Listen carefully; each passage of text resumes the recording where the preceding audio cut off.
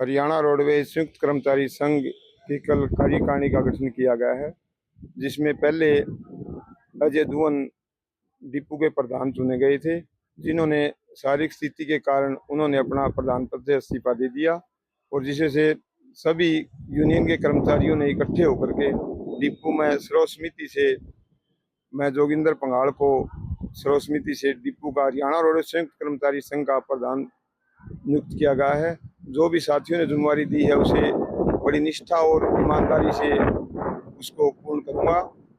और जो हालात अभी देश की जो हालात चल रही है, देश की युद्ध की स्थिति जो चल रही है, उसको देखते हुए 15 तारीख का जो परिवहन मंत्री का गृह पर जो प्रदर्शन करना था, उसको देश की हालत को देखते हुए स्थगित कर दिया गया है। और जो हमारी ट्रेड यूनियन है उनकी 15 तारीख को मीटिंग है, उस मीटिंग के बाद में 20 तारीख का कोई फैसला लिया जाएगा। उसके बारे में शीर्ष नेतृत्व जैसे भी कार्य करेगा उस पर हम फूलमाला चढ़ाने का कार्य करेंगे। और आज जो रोडवेज की समस्याएं हैं, रोडवेज की जो हालत है, समस्याएं नहीं कहेंगे, ये हैं रोडवेज की मांग नहीं, रोडवेज की समस्याएं हैं। समस्या है जी 1993 से लेके 2002 के कर्मचारी जो आज तक पुरानी पेंशन से वंचित हैं। सरकार ने जो रात्रि ठहराव के लिए जो पॉलिसी बनाई हुई है, वो रात्रि ठहराव आज तक कर्मचारियों का नहीं दिया गया है।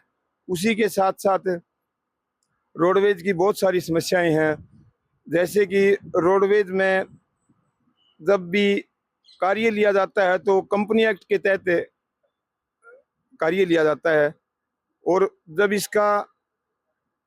इसको रात्रि देय भत्ता होता है, उस टाइम में CRS रूल लगाया जाता है। कर्मचारियों का रात्रि भत्ता सारे का सारा यूं का यूं पड़ा है, जो कि कर्मचारियों की मांग नहीं है, ये एक समस्या है। सरकार को इस समस्या का समाधान करना चाहिए। और आज जो सरकार की हालत है और जो सरकार का जो रवैया है, वो कर्मचारियों के प्रति बिल्कुल ही गलत रवैया अपना रखा है। और सरकार ने इन बातों को देखते हुए ये कर्मचारियों की मांग, इन समस्याओं का निदान करना चाहिए।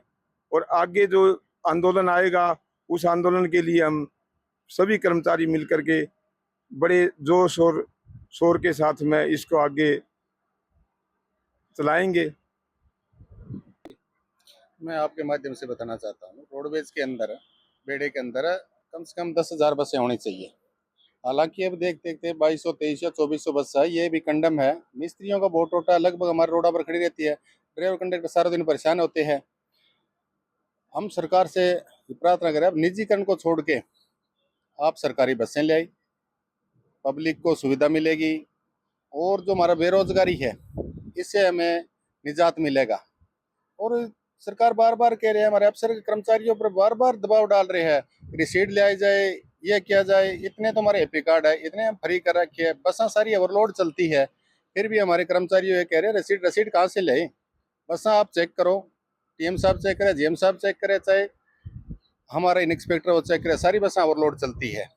हम सरकार से निवेदन करते हैं, निजीकरण को छोड़ के सरकारी बसें ले जाए।